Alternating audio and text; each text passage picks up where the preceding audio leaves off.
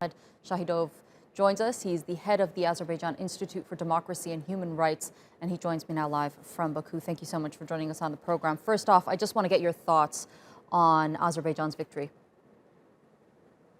Yes, good morning. Greetings from Azerbaijan. So the long-running Nagorno-Karabakh conflict has reached its logical end today, and the war is over, and the requirements of international law have been met.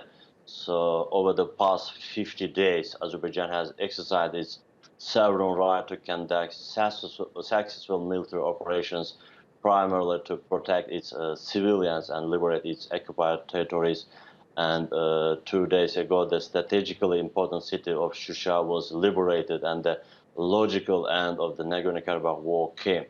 A peace agreement was signed with the mediation of Russia, and the ceasefire came into force between the parties. And today's agreement is primarily aimed at establishing long-term peace in the region, and Russia was expected to play a very significant role in this conflict. I think that Turkey will also take part in future talks in these negotiations, and today's agreement was the realization of the conditions set by Azerbaijan for many years, and unfortunately Armenia ignored international law and refused to start peace talks. And finally today the government of Armenian government, Nikol Pashinyan, was forced to accept the realities. So after that, protests against the government in Armenia began, and the Armenian people are preparing to overthrow Pashinyan. I think that at the end of Pashinyan government that has ignored international law for many years and deceived the Armenian public has come, and Azerbaijan, as you know, has been a supporter of peace for the last 30 years and has worked for peace in the region and the application of international law. But unfortunately, the Armenian government continued the occupation by making false promises to international community, to international organizations, also to people. And today we have logical. Right. I just want to take a look at a more humanitarian aspect of things. A process of having displaced Azerbaijanis is going to take place of having them return to their homeland, and this is going to be mediated by the UN. How quickly and safely can the UN execute this process?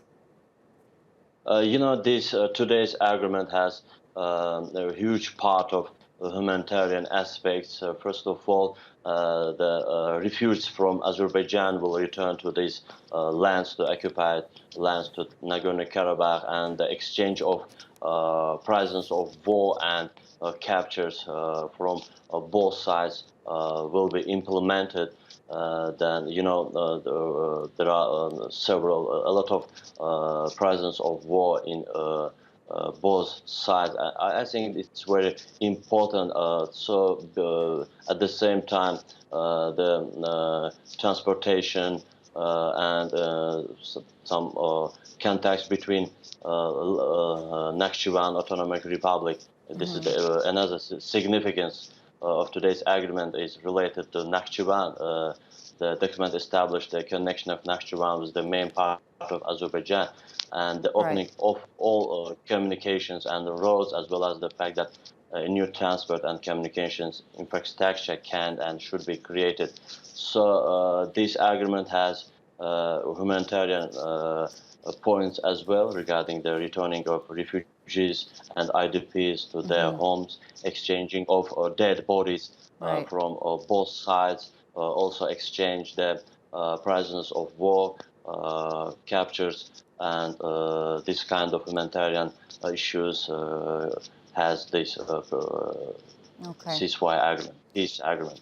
Okay, Ahmad Shahidov, the head of the Azerbaijan Institute for Democracy and Human Rights, thank you so much for joining us on the program and sharing that insight with us.